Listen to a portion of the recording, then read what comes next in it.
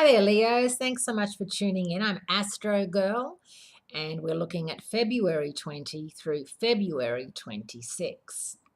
Mercury will spend the rest of the month and into March in Pisces, along with a huge solar eclipse, new moon solar eclipse in Pisces, both of which are going to be transiting your 8th house of joint investments and resources. A rather tricky part of your chart because it's always difficult to share money and share resources. It's never easy, even in a relationship with somebody, to trust 100% with money, with credit cards and ATM cards and all that sort of thing.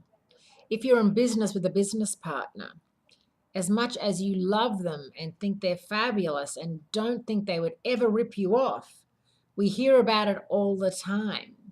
So it's definitely something that you have to be very aware of and on your toes and, ask to look at the books and ask to make sure that everything is okay with any and all joint investments that you have. Now, this solar eclipse this week could be tricky for you, Leos, financially speaking. And that's because it occurs in your solar 8th house of shared resources and joint finances, all done up in Pisces, a sign that sometimes becomes confused about what's real and what's not. If your gut is telling you that a deal is too good to be true, or the profits you're getting are too good to be true, it probably is. You don't want to get caught up in one of those Ponzi schemes or ripped off by, the guy in New York who ripped everybody off because the dividends just kept coming back at 16% interest. You just don't want to be in that boat. So you're going to have to, as much as it's nice to hear how wonderful everything is, you're going to have to check it out yourself. So apart from that, solar eclipse, there's a lot of planetary activity in Aries, your fellow fire sign, and your 9th house of higher education, overseas travel, and philosophy. It's really a good time for you to learn, listen and learn. Now, the solar eclipse new moon in Pisces is actually a time for everyone to be lying low.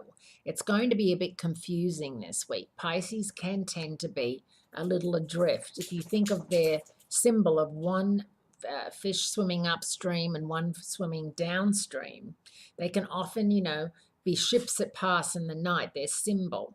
And so this could be a week to postpone major decisions, lay low, wait and see how the dust settles, how everyone's feeling next week. And, this energy of Pisces and Aries is a very different energy. Aries being the first sign of the zodiac, Pisces being the last. And that's where all the energy seems to be this week. So really try to hedge your bets, play safe, but don't make any major moves this week. Thanks for tuning in, Leos. I appreciate it. And I look forward to speaking to you again next week.